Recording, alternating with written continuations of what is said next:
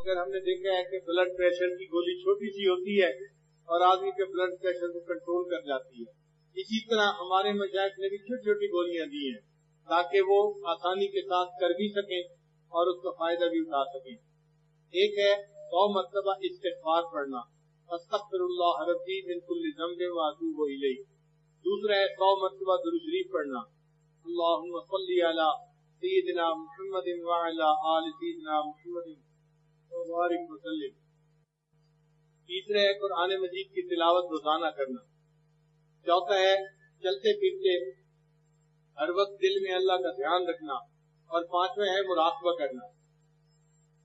مراقبے سے مراد کہ جب آپ نماز پڑھیں تو تھوڑی دیر اللہ کی طرف توجہ کر کے بیٹھیں کہ اللہ کی رحمت آ رہی ہے، میرے دل میں سما رہی ہے، دل کی ظلمت اور سیاہی دور ہو رہی ہے اور میرا دل اللہ اللہ اللہ کہہ رہا ہے. پڑھنا نہیں ہے، دل پڑھ رہا ہے اور ہم سن رہے ہیں، یہ سننا ہے. بس اس طرح بیٹھیں گے تو واقعی اللہ تعالیٰ کچھ عرصے بعد سننے کی توفیق دے دیں گے، کیونکہ فرمایا انا عند ظن عبدی بی، میں بندے کے ساتھ اس کے گمان کے مطابق معاملہ کرتا ہوں. تو جو بندہ یہ گمان لے کے بیٹھے کہ میرا دل اللہ اللہ کہہ رہا ہے تو اللہ تعالیٰ اس کو واقعی وہ ذکر سننے کی توفیق دے دیتے ہیں. اس کو ذکر قلبی، ذکر سری، ذکر کامل، حدیث پاک میں مختلف الفاظ آئے ہیں، یہ اس کو کہا جاتا ہے. یہ بہت مختصر سے اعمال ہیں. اور ایک مزے کی بات یہ بھی ہے کہ یہ جتنے اعمال ہیں نا، ان سب کا قرآن پاک میں حکم ہے. ہمارے بزرگوں نے اپنی طرف سے کوئی کام نہیں کیا، قرآن مجید میں سے ہیرے موتی نکال کے دے دیے. حکم تو اللہ کا ہے، بس انہوں نے نکال کے بتا دیا کہ تم یہ کر دیا کرو. آپ دیکھیں استغفار کا قرآن مجید میں حکم ہے. اللہ تعالیٰ فرماتے ہیں کہ اپنے حبیب صلی اللہ علیہ وسلم کو فرمایا کہ فسبح بحمد ربک واستغفرہ، یہ امر کا صیغہ ہے. اور جمع کے صیغے میں بھی ایک جگہ فرمایا استغفروا ربکم انہ کان غفارا. اب استغفروا امر کا صیغہ ہے، گویا حکم ہو رہا ہے کہ تم اپنے رب کے سامنے استغفار کرو. تو استغفار کا بھی گویا حکم ہے قرآن پاک میں.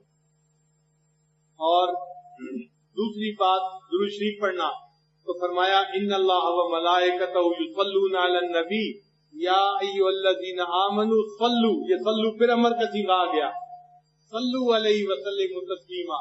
اب اس پر عمل کر کے ہم بھی نبی علیہ السلام پر 100 مرتبہ درود شریف پڑھیں، اللہم صلی علی سیدنا محمد وعلی آل سیدنا محمد وبارک وسلم. پھر تیسرا قرآن مجید، اس کی تلاوت کا بھی حکم ہے. فرمایا فقرؤوا ما تیسر من القرآن، یہ اقرؤوا پھر امر کا صیغہ ہے، تو اس کا بھی حکم ہے گویا قرآن پاک میں. چوتھا ہے وقوف قلبی، لیٹے بیٹھے چلتے پھرتے ہر وقت اللہ کو یاد کرنا، اس کا بھی حکم ہے. چنانچہ فرمایا فاذکروا اللہ قیاما وقعودا وعلی جنوبکم، یہ فاذکروا اللہ پھر امر کا صیغہ ہے، تم اللہ کو یاد کرو. فاذکروا اللہ قیاما وقعودا وعلی جنوبکم، تو اس کا بھی حکم ہے گویا قرآن پاک میں. پانچویں چیز ہے مراقبہ، دل میں اللہ کو یاد کرنا. اللہ فرماتے ہیں وَاذْكُرْ رَبَّكَ فِي نَفْسِكَ، ذکر کر اپنے رب کا اپنے نفس میں، ای فی قلبک. یہ وذکر کون سا صیغہ ہے؟ پھر امر کا صیغہ ہے. تو معلوم ہوا کہ یہ جتنے اعمال ہیں یہ سارے کے سارے قرآن مجید میں پہلے سے بتائے گئے ہیں. ہمارے مشائخ نے پھولوں کو چن کے گلدستہ بنا کے پیش کر دیا ہے. ہم ان اعمال کو کریں گے تو اس کی برکتیں محسوس ہوں گی. تو ان کو کر کے دیکھیے، چند دنوں میں اس کی برکتیں محسوس ہوتی ہیں اور انسان خود کہتا ہے کہ اب مجھے اپنے دل میں اللہ تعالیٰ کی محبت میں ایک اضافہ محسوس ہوتا ہے.